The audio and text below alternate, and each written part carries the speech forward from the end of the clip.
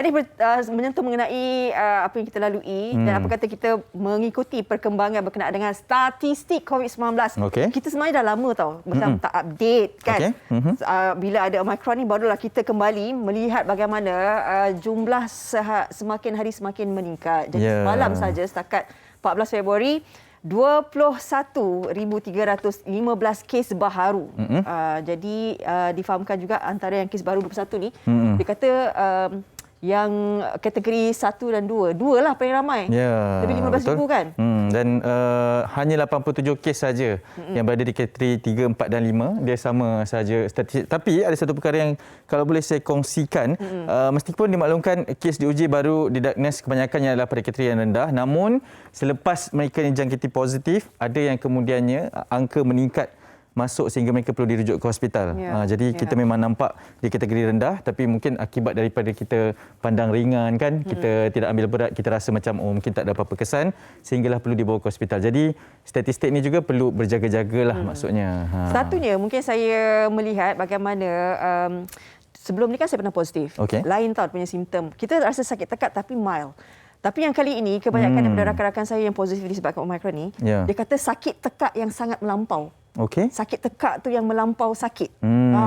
So maknanya bila kita tengok simptom macam mana KKM berkongsi bahawa apabila ada simptom-simptom sakit tekak, sesama dan batuk, ini bukan yang jenis yang masa kami yang dulu tu, generasi pertama tu. Ini yang bila Omicron memang sakit yang terlalu sakit sampai kan ada rakan saya yang positif menangis-nangis ni sebab terlalu sakit. Jadi kalau mereka yang ada simptom sakit tekak, jangan ambil remeh lah. Terus buat swab test untuk dapatkan sebenarnya apakah hasilnya kan.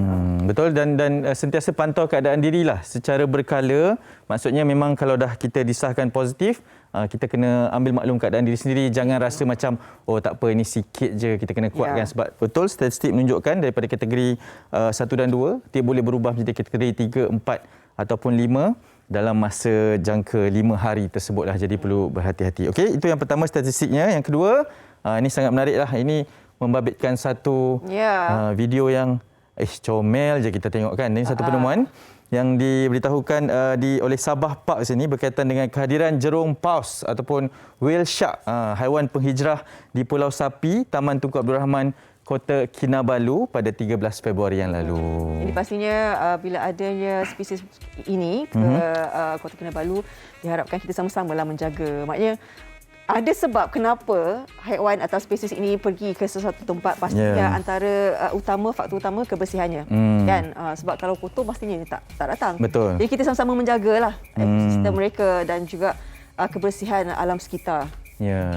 Okey, seterusnya di media sosial juga pada ketika ini, ini antara yang kita pun kerap kali setiap tahun bertanya lah kan, berkenaan dengan populasi penduduk Malaysia, dan sekarang ini telah pun dilaporkan 32.4 juta. Okey, dengan purata kadar pertumbuhan tahunan adalah pada 1.7%.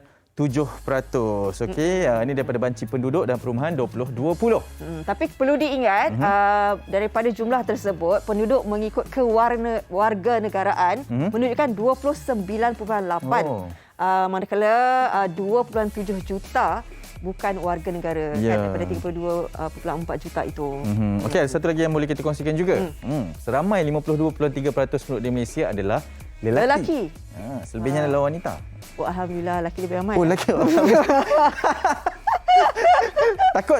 Okey, tapi ini mungkin kadar pertumbuhan yang perlu kita cakna juga. Sebab dulu pernah satu ketika saya ingatlah wanita lebih ramai.